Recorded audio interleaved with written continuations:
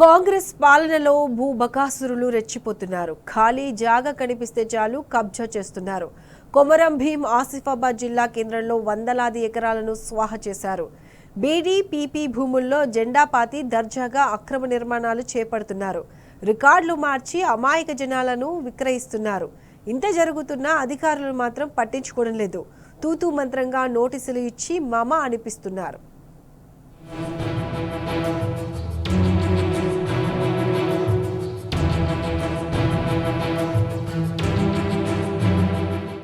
కొమరం భీం ఆసిఫాబాద్ జిల్లా కేంద్రంలోని ప్రభుత్వ భూములు అన్యక్రాంతమవుతున్నాయి. అయినా జిల్లా అధికార యంత్రాంగం పట్టనట్లు వ్యవహరిస్తోంది. కొత్తగా జిల్లా ఏర్పాటు అయినప్పటి నుంచి ఈ బీడీపీపీ భూముల ఆక్రమణలపై చాలాసార్లు విచారణలు జరిగాయి. ఆ సమయంలో కొద్ది రోజుల పాటు నిర్మాణాలు ఆపేస్తున్నారు. ఆ తర్వాత రాజకీయ జోక్యంతో రెవెన్యూ శాఖ కింది స్థాయి సిబ్బంది సహకారంతో మళ్లీ నిర్మాణాలు యథావిధిగా నిర్వహిస్తున్నారు. వివిధ పార్టీల ప్రజా ప్రతినిధులు, కొందరు రియల్ ఎస్టేట్ వ్యాపారులు అమాయకుల నుంచి డబ్బులు తీసుకొని 100 రూపాయల బ్యాండ్ పేపర్లపై 100 నుంచి 200 గజాల వరకు స్థలాలను విక్రయిస్తున్నారు. అధికారుల నుంచి అభ్యంతరాలు రాకుండా ల్యాబింగ్ చేస్తున్నారు. గతంలో రెవెన్యూ అధికారులు అడ్డుకున్న ప్రాంతంలోనే మళ్లీ ఇప్పుడు కొత్త ఇళ్లు వెలుస్తున్నాయి.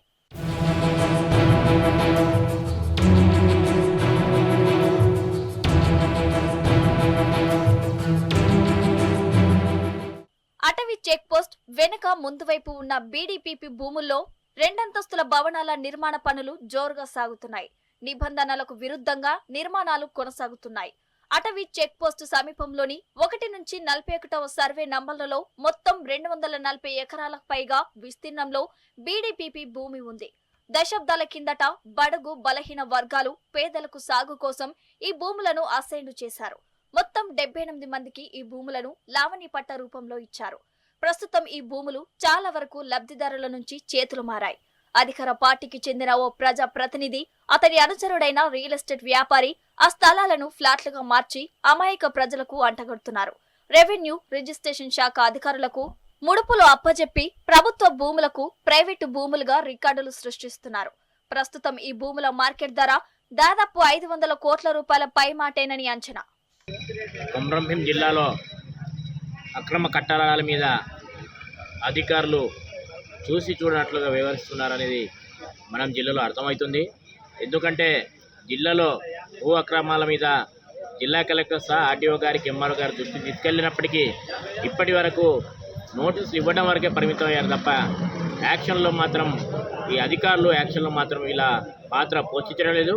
జిల్లాలో 5గురికి అంటే ప్రభుత్వ నిబంధనలకు వ్యతిరేకంగా కట్టడాలు కట్టిండని 5గురికి నోటీసు ఇచ్చిన ఆ నోటీసులో 15 రోజులు గడువు ఇచ్చినప్పటికీ నేటి వరకు నెల పైగా దాటినా కూడా ఇప్పటి వరకు 5 నోటీసుల మీద ఇప్పటివరకు అధికారులు ఇప్పటివరకు చలన లేకపోవడం చాలా బాధాకరం.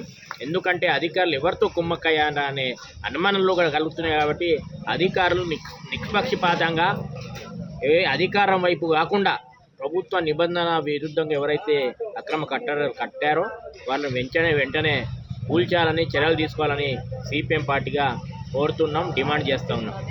ఇప్పటికే పనులు పూర్తయి వాణిజ్య భవనాలు త్వరలో ప్రారంభానికి సిద్ధమవుతున్నాయి. వీటికి రెవెన్యూ అధికారులు ఇదివరకే నోటీసులు ఇచ్చినా సదరు నిర్మాణదారులు పనులేవి ఆపలేదు. రాజకీయ నేతల ఒత్తిళ్లు మామూళ్లు అందిన నేపథ్యంలోనే రెవెన్యూ అధికారులు అక్రమార్కులపై కఠిన చర్యలు తీసుకోవడం లేదన్న ఆరోపణలు వినిపిస్తున్నాయి. అయితే వాటిపై చర్యలు తప్పవని అధికారులు చెబుతున్నారు. ఎలాంటి నిర్మాణాలకు అనుమతి లేదంటున్నారు. బీడీపీపీ ల్యాండ్స్ ఆసిఫాబాద్లో ఏవైతే అక్రమ నిర్మాణాలు జరుగుతున్నాయని మా దృష్టికి వచ్చాయో వాటికి తహసీల్దార్ ఆసిఫాబాద్ ఆల్రెడీ నోటీసులు ఇవ్వడం జరిగింది. మాకైతే ఇప్పటి వరకు కూడా ఎటువంటి సమాధానాలు విత్ ప్రూఫ్స్, ఎవిడెన్సెస్ వాళ్ళు సబ్మిట్ చేయలేదు. కాబట్టి వీటి మీద యాక్షన్ తీసుకోవడం జరుగుతుంది ఖచ్చితంగా.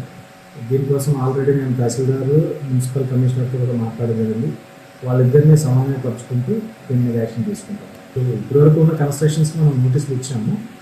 కొత్త వాటికి అయితే ఎలా చేసే ప్రసక్తి లేదు.